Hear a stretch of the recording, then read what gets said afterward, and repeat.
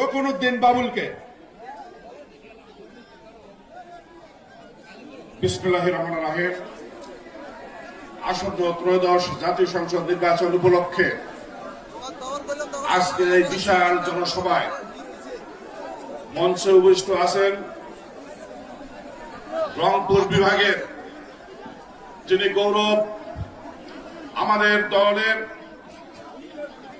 সম্মানিত মহাসচিব মির্জা ফখরুল ইসলাম আলমগীর।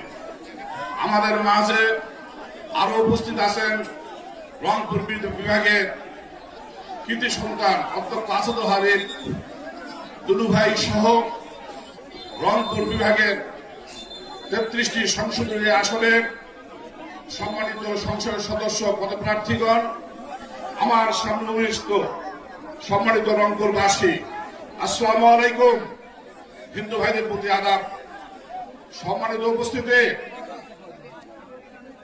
আজকে যে আমরা ভোটাধিকার ফিরে পেয়েছি, এই ভোটাধিকার ফিরে পাওয়ার জন্য যিনি সারা দেশের ঐক্যের প্রতীক হয়ে আন্দোলন সংগ্রাম করে আমাদের আজকের এই 12 ফেব্রুয়ারি ত্রয়োদশ জাতীয় সংসদ নির্বাচনের ভোটাধিকার ফিরে দিয়েছেন, তিনি আজকে আমাদের মাঝে নাই।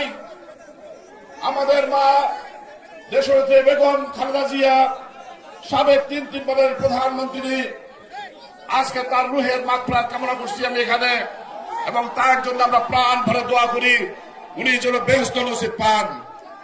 সম্মানিত উপস্থিতি, আমি শুধু এটুকু বলবো যে মানুষটি আজকে আমাদের ভোটাধিকার ফিরে দিয়েছেন, আজকে আমাদের উচিত হবে রংপুর বিভাগের মানুষের যে সারা দেশে আমাদের যে কোনো বিভাগের চেয়ে আমরা যেন তুলনামূলক ভাবে আমাদের গর্ব, আমাদের মহাসচিব মির্জা ফখরুল ইসলাম আলমগীর এবং আমাদের কৃতি সন্তান দুলু ভাইয়ের নেতৃত্বে যেন তুলনামূলক ভাবে সর্বোচ্চ বেশি আসন দিয়ে আমাদের দেশ নায়ক তারেক রহমান, আমাদের দলের চেয়ারপারসন, তার হাতে যেন আমরা তুলে দিতে পারি, এই আহ্বান রেখে সবাইকে ধন্যবাদ জানিয়ে আমি আমার কথা শেষ করছি।